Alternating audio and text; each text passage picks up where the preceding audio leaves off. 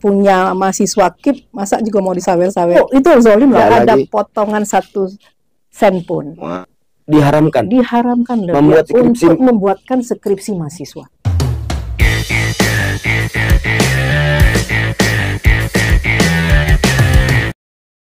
Ibu, apa kabar Ibu? Alhamdulillah sehat, Mas Imam. Siap, alhamdulillah. Sudah difasilitasi yang luar biasa, Bu. Alhamdulillah. Di ruang podcast Unbara. Iya.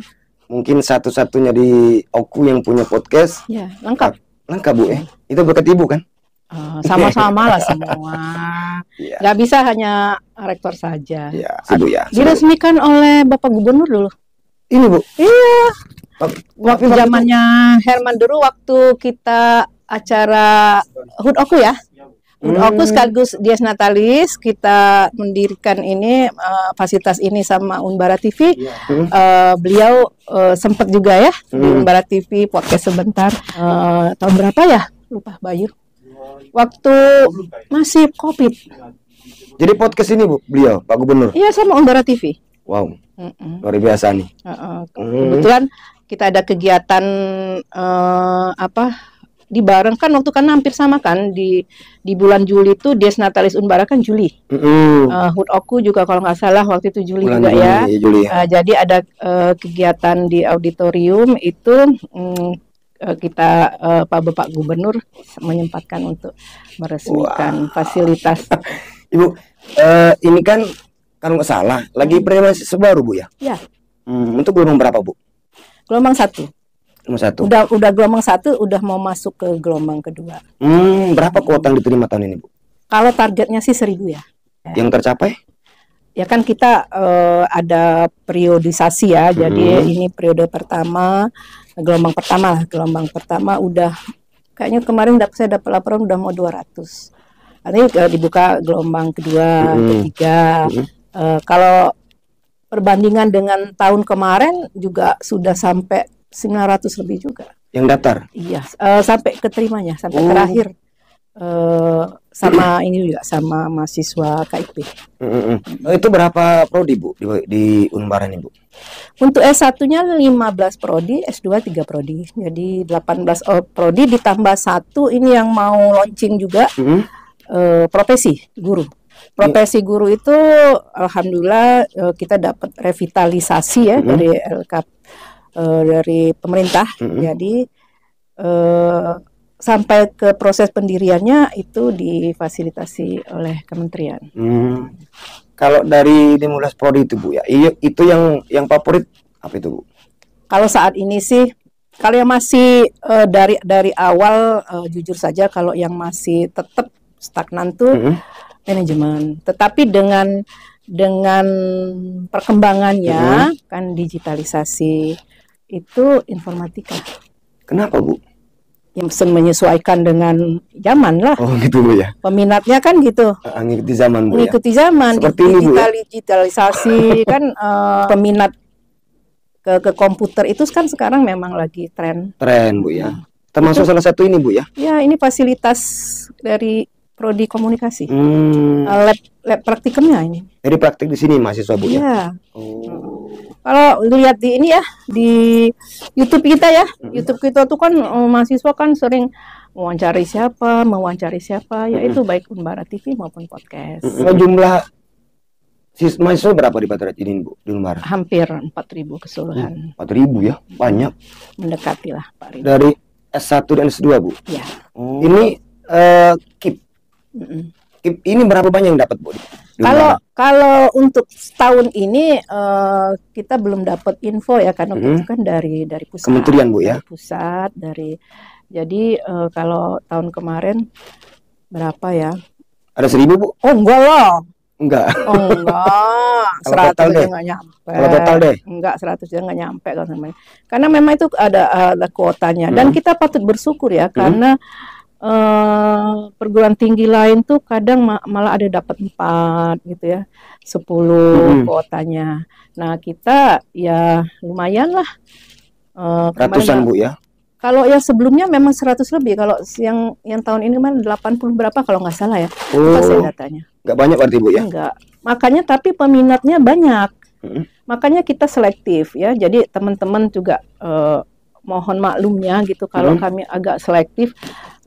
Selain daripada mahasiswa KIP itu syarat utama tuh kan secara finansial dia ketidakmampuan finansial ya yang itu diutamakan, tapi kemampuan akademiknya dia harus oke gitu. Jadi bukan hanya sekedar ekonomi Bu ya. Iya, bukan hanya sekedar punya kartu KIP. Kemudian kemampuan akademiknya itu kurang ya, jadi tidak juga kami ini gitulah kami akomodir karena memang persaingannya begitu ketat. Bayangin kadang dalam 1 tahun akademik itu yang mendaftar dari jalur itu hampir bisa 500. Yang kuotanya cuma 100 misalnya. Ya, misalnya. Artinya kan kami harus selektif sekali kan. Selektif itu dengan melihat dulu syarat utama memang dia ketidakmampuan finansial. Jadi dibuktikan dengan punya kartu KIP. Tapi kita lihat juga malah sekarang mulai tahun kemarin kita tambah lagi dia punya prestasi non akademik. Dari berapa ratus yang mendaftar tuh rata-rata memang dia ketidakmampuan finansialnya ada bukti dengan kartu KIP. Nah, kadang juga kita kesulitan juga lihat ternyata sama-sama juga punya kemampuan akademik yang bagus ya, misalnya ranking di sekolah. Nah, kami tambah lagi dengan ada prestasi yang non akademik sehingga komplit lah tuh paket KIP itu. Non akademik itu yang tingkat kabupaten, provinsi, atau nasional Bu, yang masuk kategori situ. Plusnya lah gitu. Ya, yang diharapkan juga nasional. Tetapi nasional, kalau dia punya sepertinya gini Mas, misalnya ada ranking 1 sampai 10 lah. Misalnya kita besar, gitu misal ini contoh. Ini anak misalnya ranking 1 sama-sama nih kemampuan finansialnya ini ya tidak mampu. Kemudian sama-sama misalnya ranking 1. Nah, kita kan susah juga. Nah, kalau dia punya ditambah lagi dengan kemampuan non-akademik, artinya dia bisa kita urutkan dia di atas daripada yang tidak punya kemampuan non-akademik. Prestasi-prestasi misalnya dia punya kemampuan olahraga, seni, budaya. Sudah tepat sasaran belum Bu? Gimana? Insya Allah, karena emang kita survei itu. Survei ke lapangan? Oh iya, disurvei kalau nggak. Bener Bu. Bener, masa enggak? Gimana? Ini nih tim surveinya. Ini tim survei nih. Bener Bu ya? Tim survei. Karena karena info yang kami terima itu Bu, itu kalau kami bicara itu tim apa Jukudo. Anggota Bu ya. Kadang yang maaf tuh keluarga si A, si B, si C. Itu yang kami terima gitu kan. Itu yang diterima. Ya. Tapi yang jelas kita punya tim survei, yang memang melihat ya kadang begini loh. Data secara administrasi yang kami terima itu bisa saja tidak sesuai dengan di lapangan. Seperti misalnya kalau misalnya kategori rumah ya. Kategori rumah tuh misalnya rumahnya bagus ya, kemudian keramik itu sebenarnya ya boleh dikatakan lebih dari layak, sebenarnya nggak layak untuk dapat. Tapi dapat Bu ya? Enggak maksudnya itu jadi syarat. Makanya ada tim survei itu. Nah, itu setelah itu berdasarkan tim survei itu baru kita bisa menentukan kan dia layak tidak mendapat KIP gitu. Itu berapa Bu nilainya Bu KIP Bu? Nilai apa? Dapatnya untuk mahasiswa. Langsung ke ini ya, ke mahasiswa, rekening mahasiswa. Kalau nggak salah 4.500.000 satu semester. Langsung itu rekening mahasiswa tanpa dipotong Rp1 pun. Itu sekarang atau dari sebelumnya Bu? Dari yang jelas dari periode saya. Sebelumnya Bu? Ya dari sebelumnya sudah ada KIP belum ya? Ada tapi nggak banyak ya. Tapi tetap lo masuk ke rekening itu, ke rekening mahasiswa. Terus sayurannya nggak ada Bu ya? Enggak lah. Ya gimana masalah Mas Imam? Itu zalim lah kalau kita boleh saya katakan zalim lah ya kalau kita mengambil hak itu kan punya mahasiswa KIP, masa juga mau disawer-sawerkan. Dan itu tidak boleh. Karena lagi-lagi Bu, ini info yang kami terima, mudah-mudahan benar atau salah itu kan. Jadi Insya Allah, insya Allah memang tidak ada sawer-saweran. yang kalau mau keep itu harus store awal sekian. Nggak ada lah. Itu mungkin ya kalau di Ibu mungkin syukur-syukur tidak ada gitu kan. Makanya kita perlu klarifikasi itu kan. Tidak ada. Kemudian dari pihak keluarga. Keluarga mungkin dosen, adik, ponaan gitu loh. Nah, kalau di zaman Ibu tidak ada ya alhamdulillah. Jelas saya bisa Pastikan, Bu, ya. menyampaikan bahwa uang yang untuk mahasiswa itu langsung ke rekening. Mereka kan ini dari pusat, Bu, dari pusat itu kita setor, kita kasih nomor rekening. Makanya mahasiswa KIP itu harus membuat ini, rekening, harus Bu, punya ya? nomor rekening. Nah, itu 4 juta itu cukup nggak kira-kira, Bu? Kalau kita mau kategori cukup atau tidak kan balik lagi ke kebutuhan, Bu, ya? Gaya hidup ya. Hidup, ya. Gaya hidup. Saya rasa 4.500.000 untuk Gede loh, Bu. 1 bulan lumayan loh. Gaji PNS saja berapa? Satu bulan itu, Bu, ya? Bukan 1 bulan, 1 semester.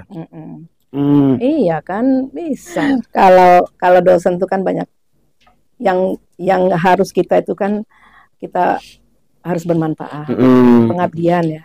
Kalau sudah itu Insya Allah memang ilmunya itu bisa bermanfaat dunia akhirat. Kan itu. Kalau sejahtera karyawan gimana, Bu, di Unbara nih? Kategori sudah belum? Kalau sedang, saya balikan lagi Mas Imam.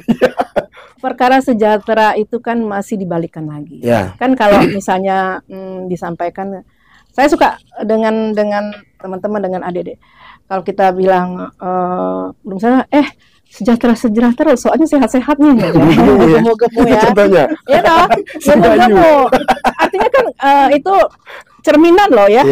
Cerminan artinya kan nggak kelaparan. Nah, kan gitu Mas Imam. Tapi lebaran haji disikat juga. Nah, iya. Benar. Iya. Kalau dosen sendiri mudah-mudahan barokah gitu. Amin. Loh. Itu Iya. utama, Bu. Benar, iya. Banyak nggak berkah untuk Ya, apa? untuk apa? Dikit berkah itu kita cari, Bu. Benar. Bu, kalau dosen ini rata-rata dari mana, Bu? Kebanyakan sih dari Oku lah. Oku, Bu, ya.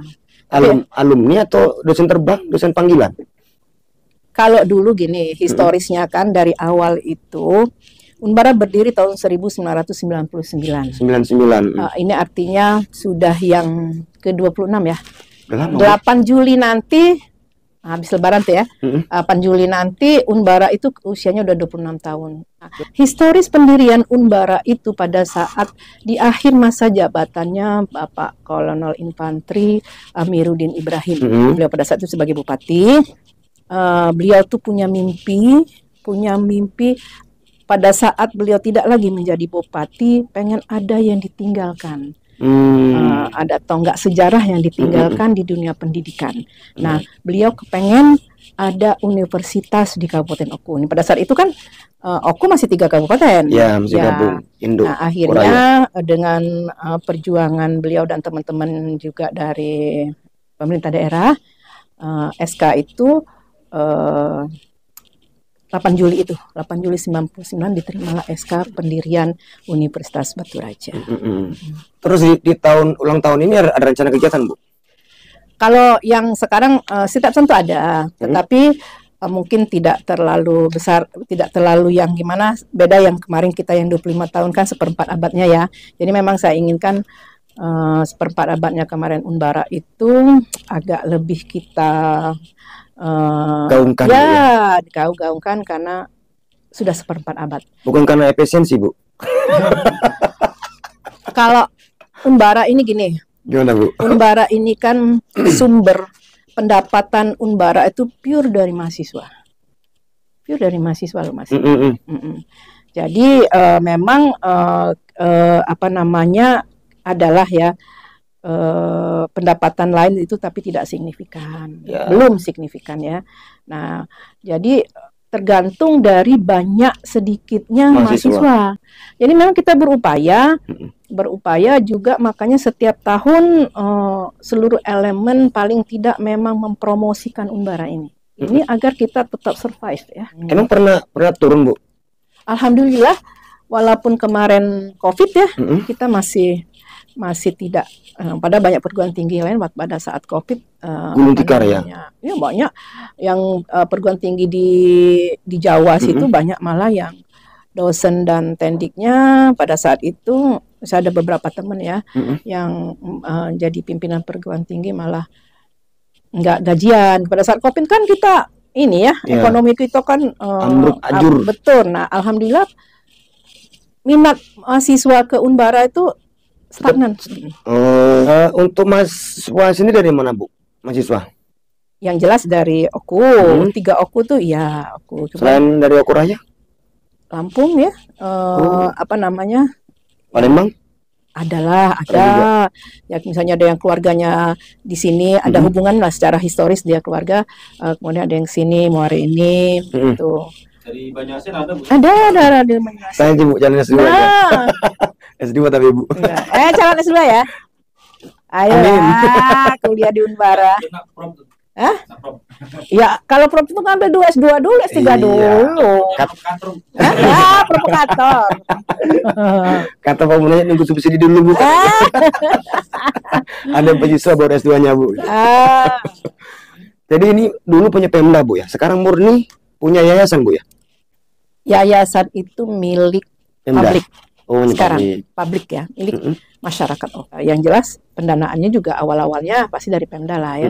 Kemudian dengan terbitnya otonomi daerah, undang-undang guru dan dosen, undang-undang yayasan itu bahwa pemerintah daerah itu tidak boleh campur, Bu ya. Tidak boleh yang punya yayasan tuh nggak boleh. Murni otonomi, Bu ya. Iya, jadi waktu itu juga di notaris juga ada, Kak. Saya lupa itu nomornya berapa. Akhirnya juga dibentuklah yayasan kepemilikannya publik ya.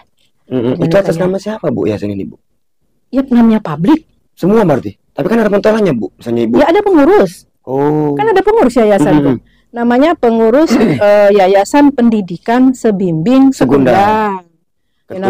Ketuanya Pak Saparudin Alwi. Takutnya nanti kan sudah besar. Itu juga ada aturannya loh, itu ada ininya, wakilnya, apa tupoksinya apa, bendahara, sekretaris, kemudian bidang-bidang. Ada kepengurusannya yayasan itu. Jadi pengelolaan keuangan itu di yayasan, Bu ya?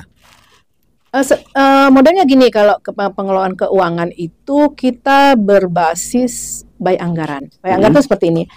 Kebutuhan di Unbara dirangkum dalam sebuah RAPB, rencana anggaran pendapatan belanja Unbara 1 tahun. Nah, itu digodok yang namanya tim anggaran. Tim anggaran itu terdiri dari rektor WR2 bidang keuangan ya.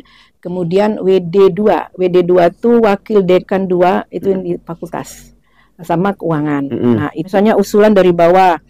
Misalnya prodi komunikasi, ya usulannya apa? Contoh misalnya periode ini kami mengusulkan 1 buah untuk proses pembelajaran, 1 buah TV misalnya ya, kalau komunikasi. Nah, itu nanti semua diusulkan, digodok di bidang 2 namanya. Bidang 2 tadi yang terdiri bidang-bidang 2 ya, WR2 dan WD2 rektor, kemudian keuangan. Nah, setelah itu kita sesuaikan dengan pendapatan 1 tahun itu dengan mencerminkan berapa sih mahasiswa kita, mulai dari SPP, pemasukan dari SPP berapa, ini barang donatur lah ya, wajib membayar lah mahasiswa. Kalau donatur kan beda. Kalau donatur itu kan mendonasi namanya. Mungkin bisa nggak, Bu, orang mau masuk? Saya ini 1 miliar ini donasi dia, boleh nggak, Bu? Diterima sekarang. Nanti Bu, sebentar lagi, Bu ya. Kalau ada yang mendonasi diharapkan. Nah, itu kan dari mahasiswa, pure dari mahasiswa. Jadi misalnya nih, Mas Imam, pendapatan misalnya 2 miliar. Misal ya, pendapatan 1 tahun 2 miliar. Ini kita susun lagi nih pengeluarannya berapa, mulai dari gaji, operasional, dan lain-lain, kegiatan, segala macam itu, sehingga ya diharapkan kan, namanya kita menyusun anggaran tuh diharapkan jangan minus ya. Nah, kita sesuaikanlah dengan pendapatan dengan pengeluaran. Kemudian dari dapat anggaran itu ini dibawa ke rapat pimpinan, diflurkan lagi di seluruh pimpinan yang terdiri dari pimpinan universitas dan pimpinan fakultas. Nah, kemudian disetujui tidak gitu loh? Setuju tidak dengan ini para pimpinan ini? Nah, setelah disetujui, kita ada lagi namanya rapat senat, itu namanya rapat tertinggi. Rapat tinggi yang mengesahkan ya, setiap keputusan penting itu disahkan di rapat senat. Nah, itu rapat senat itu terdiri dari pimpinan universitas, pimpinan fakultas, dan wakil-wakil dosen di setiap fakultas. Nah, setelah ini belum selesai nih anggaran ini, baru kita dirapatkan kembali ke tingkat yayasan yang terdiri dari di bidang yayasan sama yang tadi yang sudah disepakati oleh senat. Nah, disitulah kalau digodok lagi baru menjadi satu dokumen namanya RPAD. Ribet enggak, Bu? Enggak juga. Karena memang mekanismenya seperti itu. Kalau pemerintah kan yang mengesahkan kan dewan. Sama-sama, Bu. Iya, sama-sama kayak iya, enggak, maksud saya kalau di ini kan yayasan dengan kami. Ya. Kan usulannya dari bawah, Bu, usulnya dari bawah. Dari OPD, Bu, ya. Nah, kalau kita kan dari prodi-prodi, dari fakultas, dari lembaga. Emang berapa, Bu, per tahun, Bu? Apanya? Pemasukan Adalah, 1 miliar? 2 miliar? Ya lebih lah. Kan satu ini kita uang kuliah kita itu UKT-nya, Bu? Bukan UKT kita. Semester? SPP. SPP? Belum UKT. Kalau UKT itu gelondongan jadi satu ya. Kalau ini SPP, tapi kita tidak ada uang SKS. Oh, nggak ada? Nggak ada. Kecuali remedial kali, Bu, ya? Remedial ada nggak, Bu? Mungkin. Ya, itu kalau itu tuh namanya kita semester pendek. SP ya. SP itu ya baru. Kalau yang itu enggak. Berapa itu, Bu, SPP-nya, Bu? 3.500.000. Murah. Pukul rata? Murah banget ya. Mahal, Bu. Murah lah dibandingkan sekarang Mas Imam, dibandingin sekolah-sekolah IT sekarang TK gitu ya, SMP yang rata-rata uang masuknya saya dengar bisa sampai belasan juta, kemudian uang sekolahnya 800 bulan. Nah, 8 kali 6 ya 4.800.000, lebih mahal ini kan daripada Unbara yang 3.500.000. Ya enggak? Ada rencana kenaikan, Bu? Oh, itu harus melalui kajian juga dan harus persetujuan yayasan. Tapi sudah layak belum naik, Bu? Harusnya. Tetapi kan kita gini loh. Dasar historisnya pendirian Unbara itu memang pada saat itu teman kesini kan berkembang ya. Yeah. Pada saat itu memang pengennya Pak Amiruddin Ibrahim itu bagaimana para pemuda atau pemudi atau yang sudah memang harus menduduki perguruan, masuk ke perguruan tinggi itu yang dari pelosok-pelosok itu bisa kuliah karena pada saat itu kan kalau saya minta maaf kalau pada saat itu tuh kalau orang bisa kuliah itu kan pertama orang tuanya mampu, ya, kuliahnya kan paling di Palembang, di Jakarta, di Lampung. Kemudian anaknya pintar, mungkin dia bisa masuk PMDK ya, yang tanpa tes. Nah, yang orang tuanya nggak mampu, kemudian juga anaknya punya kemampuan pas-pasan kan rata-rata pada saat zaman itu juga nggak bisa kuliah kan. Nah, itu pemikiran seorang Amiruddin Ibrahim, pencetus lah, Bu, ya, pencetus itu ya. Kepengen yang pada usia memang harus masuk perguruan tinggi itu bisa sekolah. Jadi memang banyak ke sosialnya dulu, belum yang ke komersilnya. Nah, kesininya itu masih bawaan ini. Tapi alhamdulillah kalau saya lihat ya, berkah tadi ya, berkah tadi ya. Kita tetap jalan, Bu, ya, nyaman dan insya Allah lah kalau kita menuntut yang mau gimana pasti nggak akan puaskan. Tetapi kalau saya lihat nilai kebarokahan itu ada di. Tapi ada rencana, Bu, ya, untuk menaikkan SPP, Bu, ya? Belum sampai saat sini. Saya kalau yang gitu kan harus ada analisanya juga. Jadi belum teranalisa, Bu? Kalau saat ini belum lah ya. Belum. Nanti masuk podcast, wah Unbara mau naik, ini aja nggak jadi yang kuliah nanti. Kalau saat ini belum. Kan ada KIP, Bu. KIP kan terbatas. Iya ya. Nggak semua dapat. Kalau kita pengennya kan KIP dapat banyak, tapi kan kemampuan pemerintah sekarang juga ya terbatas juga kan. Kalau untuk sertifikasi dosen gimana, Bu? Rata-rata sudah 80%? 80% dapat serdos. Termasuk Ibu? Udah lama saya. Berapa, Bu? Minimal mau tak aja. Lagi, Bu. Kalau ini ya alhamdulillah ya, disyukurin ya. Pemerintah tuh luar biasa loh. Luar biasa dalam artian seperti ini. Bukan hanya kalau dulu kan. Kita dosen-dosen swasta ini kan rasanya gimana gitu ya. Tapi enggak, dosen swasta dan dosen negeri semua Sekarang sama, Bu, ya? dapat sertifikasi. Oh, kalau Nilainya pun sama. nominalnya, Bu? Nilai itu kan berjenjang, Iya. berdasarkan Grade, Bu, ya? jenjang fungsional. Oh, yang fungsional. Bukan Jenjang grade. fungsional tuh mulai dari yang paling rendah sampai yang tertinggi, mulai dari asisten ahli sampai guru besar gitu. Ibu prop ya? Belum lah. Kapan rencana, Bu? Saya kayaknya nggak bisa profesor ya. Kenapa? Profesor harus sekolah loh. Ya sekolah dong. Aduh, nantilah saya semua sekolah. Kan ada. Hah? Iya. Dulu awalnya seperti ini sebenarnya. Kalau saya kan memang home base saya tuh kan di teknik sipil. Pada saat itu kan Unsri itu belum ada ya S3 teknik sipil. Iya. Adanya ilmu-ilmu teknik. Nah, saya tuh berpikir kemarin tuh kalau saya nggak linear tuh saya nggak puas gitu ya. Iya. Nah, sementara kondisi saya yang harus ke ITB atau ke UGM gitu nggak memungkinkan lah gitu. Tapi saya ikut profesi. Saya mengejar profesi sebenarnya saat ini. Profesi keinsinyuran saya sudah. Kemudian saya lagi ngurus IPM dan IPU. Apa itu, Bu? Itu di atas jenjang insinyur. Kalau profesi keinsinyur kan ada sampai yang kayak ASEAN. Mungkin pernah dengar ya. Kalau insinyur itu beda loh dengan ST. Kalau ST itu sarjana teknik. Kalau insinyur itu profesi. Nah, di atas insinyur itu tingkat nasionalnya itu IPM. Yang di Lampung, Bu, ya? Saya ngambil Lampung kemarin. Oh, Capak Tarmizi itu, Bu, ya? Nah, ya. Oh, iya. Jadi nanti ada IPU, ada ASEAN kalau tingkat ASEAN gitu. Kamu selesai, Bu? Kalau yang untuk IPM, IPU itu hanya berkas yang kita dapatkan berdasarkan ini. Pengalaman kita. Jadi misalnya kita pernah menangani kegiatan ke teknik sipilan untuk tingkat nasional itu kan nanti kan dia ke nasional gitu. Kalau ke ASEAN gitu. Ya kayak kalau di sini contohnya Pak Tarmizi. Iya ya.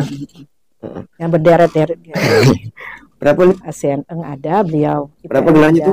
Terbanyak di Indonesia kalau Bu? Luar biasa. Ibu nggak kepengen gitu? Luar biasa tapi loh. Iya. Perlu diapresiasi. Ini lagi nunggu jadwal beliau Bu untuk podcast. Nah, iya. Gelar semester. Saya salut dengan beliau. Bu, enak nggak jadi dosen rektor, Bu? Kalau dibilang enak jangan nggak enaknya. Ini kan amanah. Nah, saya yang berat itu ya menjaga amanah itu. Kalau belum milih? Rektor itu jabatan tambahan, tugas tambahan. Ya. Sehari-harinya saya sebagai dosen. Tetap ngajar, Bu? Oh iyalah, nggak bisa saya keluar dosen kalau saya nggak. Killer nggak, Bu? Hah? Enggak lah. Karena dulu saya pernah kuliah killer, Bu, rektornya, Bu. Iya. Bu, ada nggak rencana kira-kira Unpar negeri, Bu? Penegrian itu sudah pernah kita cetuskan ya. Zamannya waktu bupatinya Pak Yulis Nawawi. Iya. Ya. Yang sempat tarik ulur tuh, Bu, ya. Iya. Nah, jadi setelah Pak Yulis Nawawi kan zaman Pak Kuryana Aziz. Itu juga sempat kita sudah bikin tim ya, untuk penegrian itu sudah juga sempat juga studi banding karena yang paling dekat yang sudah penegrian itu adalah Universitas Bangka Belitung. Universitas Bangka Belitung itu dulu kayak Unbara juga swasta, kemudian dia negeri. Nah, kemudian ada juga di Ciamis sempat Tasikmalaya juga. Nah, itu sempat juga sudah kita studi banding kalau memungkinkan ke Unbara bisa penegrian. Cuman memang ada beberapa hal yang memang harus kita sepakati dan komitmen yang tinggi. Selain daripada syarat ya, syarat fisik. Syarat fisik kan kita harus punya luas lahan gitu ya, berapa hektar. Itu kan sudah ada syarat-syaratnya. Nah, yang paling kalau saya lihat yang paling penting itu komitmen bagaimana dosen dan tendik kami ini yang sudah melebihi umur untuk sebagai PNS. Padahal pensiun dong, Bu? Ya pensiun masih lama. PNS itu kan yang paling usia tertinggi berapa? 35 kan? Enggak, untuk penerimaan. Ya 35 maksimal. 35. Nah, rata-rata dosen dan tendik itu karyawan ya. Dan tendik di Unbara ini kan lebih dari 35. Nah, kan nggak bisa lagi ikut. Kalau penegrian nggak bisa otomatis loh, Mas. Kalau nggak masuk kategori P3K, Bu? Ya itu kan makanya perlu komitmen. Nah, kemudian P3K juga apakah pemerintah daerah juga punya kemampuan kan gitu. banyak sebenarnya. Untuk penegrian itu memikirkan, kita kan sekarang ada sekitar Berapa karyawan, Bu? 250-an lah ya. Yang non PNS? Enggak semua, Semua karyawan. dosen dan karyawan. 200? 200 kalau nggak salah 254 apa. Wih, banyak ya. Banyak. Nah, itu mau dikemana? Nah, mungkin yang masih bisa untuk mengikuti tes itu kan paling berapa persen? Iya, rata-rata. Ya di rumahin aja, Bu. Oh, kok bukan solusi, Mas. Ya kan tes nggak bisa, persyaratan lewat. Ya, makanya itu kan perlu komitmen. Ya. Karena kita berpikir begini ya, pendirian Umbara yang mulai dari nol, itu kan teman-teman semua. Ibu salah satunya, perintis. Kalau saya bilang jangan gitulah. Pewaris lah ya. Saya kan masuk Umbara sejak Umbara berdiri memang 99. Artinya perintis dong, Bu. Ya, jangan gitulah, maksudnya ya gitulah. Iya. Ya 99. Karena nggak terlalu banyak lagi yang 99 itu, saya ingat tuh Pak Munajat tuh 99. Saya kalau tendiknya ada masih berapa gitu ya. Nah itu kemudian yang kesininya juga mungkin ada di 2000, ada 2021. Nah itu kalau nggak diakomodir ya masa akan disia-siakan. Itu salah satu, karena ini terjadi di bubble. Di bubble tuh agak ini juga pendirian penegriannya. Saya baru ini ketemu dengan Rektor Universitas Muhammadiyah Babel. Nah beliau menyampaikan dulu pendirian Babel masih swasta tuh ya beliau mulai merintis dari awal tuh beliau. Nah ternyata yang beliau juga nggak bisa, P3K juga nggak bisa, akhirnya juga beliau mendirikan Muhammadiyah Babel. Dia cerita memang harus kehati-hatian dari pemangku kepentingan juga ya untuk penegrian itu. Saya nggak tahu juga ya sekarang apa namanya, remunisasi atau enggak ya, itu kan kadang ini juga apa kebahas moratorium itu kan kadang seperti prodi juga ada juga, Bu, moratorium. Kami untuk mendirikan prodi hukum, fakultas hukum itu lamanya menunggu itu ini moratoriumnya dibuka kembali. Berapa lama nunggu tuh, Bu? Lama banget kan, kita baru buka ini udah semester 2 semester. Sudah berjalan, Bu? Hukum. Yang hukum. Di bawah FISIP. Maka sekarang FISIP namanya Fakultas Ilmu Sosial Politik dan Hukum karena masih di bawah FISIP. Itu lama itunya. Apa namanya, moratoriumnya. Jadi di zaman Ibu keluar, Bu ya, izinnya, Bu ya? Iya, itu kebuka gitu loh. Yeah. Kan memang kita harus juga, kan sekarang melalui sistem. Kita harus juga rajin-rajin membuka sistem itu. Kapan dia buka? Kadang kan kalau nggak rajin ini kita nggak tahu pas buka. Informasi. Kadang juga bukanya nggak lama. Terus ini, Bu, apa? Ini dapat informasi dari titipan kawan-kawan mahasiswa kan katanya. Benarkah tidak, Bu? Katanya, lagi-lagi katanya kan. Kalau salah mohon maaf diklarifikasi. Kalau mengajukan skripsi itu harus ada ini lagi tambahan. Bener, Bu? 2,1 juta loh, Bu. 2 juta 100. Tambahan apa tuh? Teman mahasiswa. Bukan, yang jelas dulu tambahannya itu untuk apa? Untuk ngusul judul skripsi, Bu.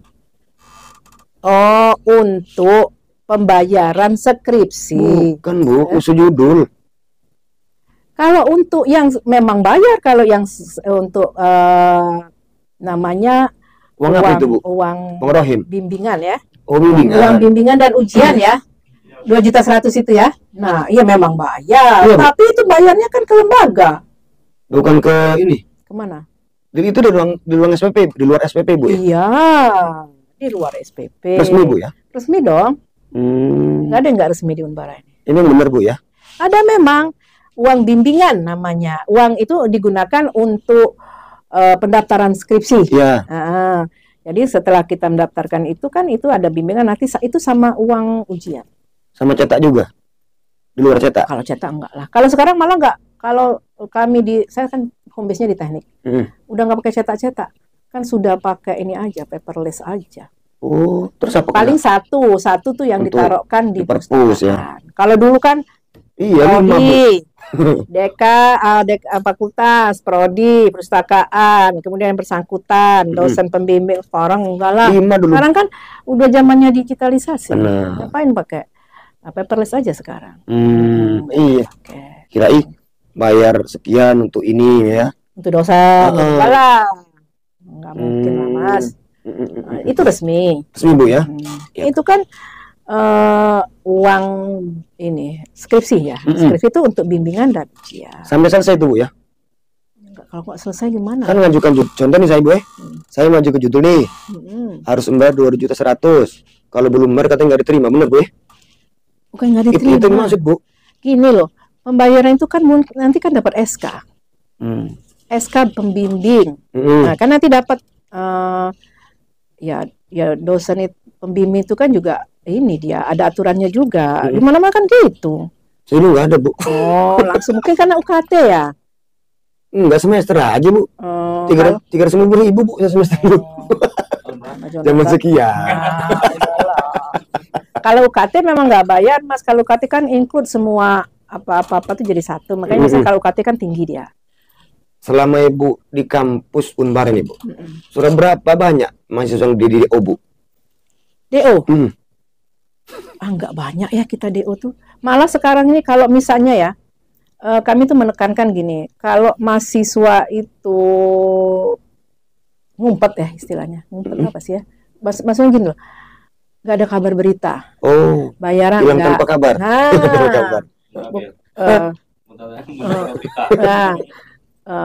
Bayaran enggak, menghubungi enggak, itu kita lacak. Jangan sampai dia DO. Kita bantu loh. Kita bantu apa sih permasalahannya kan gitu. Misalnya permasalahannya di skripsi. Nah, kita ditelusuri. Kenapa gitu? Apa memang dia males? Ya, kalau misalnya mahasiswanya nggak ngadep-ngadep ya gimana dosen mau bimbing kan? Benar. Nah, kemudian kalau dia juga masalah pembayaran misalnya, kita bisa mencicil loh Mas. Berapa kali Bu? Kadang tuh mau 3 kali sampai 4 kali. SPP-nya? Ya, kadang ada yang mencicil sampai gitu. Ya lihat juga kemampuan keluarganya. Kadang juga ada juga loh orang tua yang datang ke kampus menyampaikan bahwa dia memberikan terus uang kuliah ke anaknya nggak dibayar juga ada. Itu cerita lama Bu. Nah, Pak Imam kali. Iya Bu. Nah, tapi semua kita tuh inginnya yang masuk Unbara juga sampai selesai. Kita juga nggak pengen ada yang diungkap. Nah, tetapi kalau sudah tidak bisa, memang tidak bisa kita bina lagi. Itu saya menekankan loh ke prodi-prodi itu, coba telusuri misalnya, nanti yang banyak yang turun gunung istilahnya. Udah yang 2 tahun misalnya nggak ini, asal dia masih dalam dalam masa pendidikannya ya. Kalau udah 7 tahun itu kan harus DO. Harus DO. Ya, sampai 5 tahun ya. Nah, itu banyak yang datang lagi, tinggal skripsi ya kita bantulah. Kita bantu bukannya dipermudah tapi kita bimbing lah ya. Kita bimbing agar dia bisa sampai selesai kan gitu. Terus Unbar ini ada jasa ini nggak Bu? Jasa bahasa skripsi. Sepengetahuan saya kalau gini Mas sebenarnya seorang dosen itu dia kalau boleh saya katakan ya diharamkan untuk membuatkan skripsi mahasiswa. Kenapa Bu? Ya nggak boleh loh, apalagi sebagai pembimbingnya. Kan nolong Bu. Ya kan dia punya tugas sebagai pembimbing. Daripada DO ya dibimbing lah, bukan jasa. Saya nggak mampu lagi Pak, tolong. Ya saya bimbing, saya sering loh bimbingan saya kan suka kedengeran ya. Yang di luar, tapi itu di luar. Ya kalau ketahuan kita nggak ampun loh. Kalau ketahuan dosen dia itu membuatkan skripnya kita nggak ampun. Sanksi? Ya lah harus diberhentikan. Ya yang jelas sampai saat ini belum pernah ada yang dosen gitu yang ketahuan membuatkan secara nyata-nyata gitu belum ada. Tapi kalau yang kan kita bisa lihat, nah, misalnya saya seorang pembimbing skripsi ya. Mahasiswa itu kita bisa tahu loh dia tuh orang membuatkan atau tidak. Kalau saya di teknik saya sampaikan, kalau pada saat kalau ketahuan kalian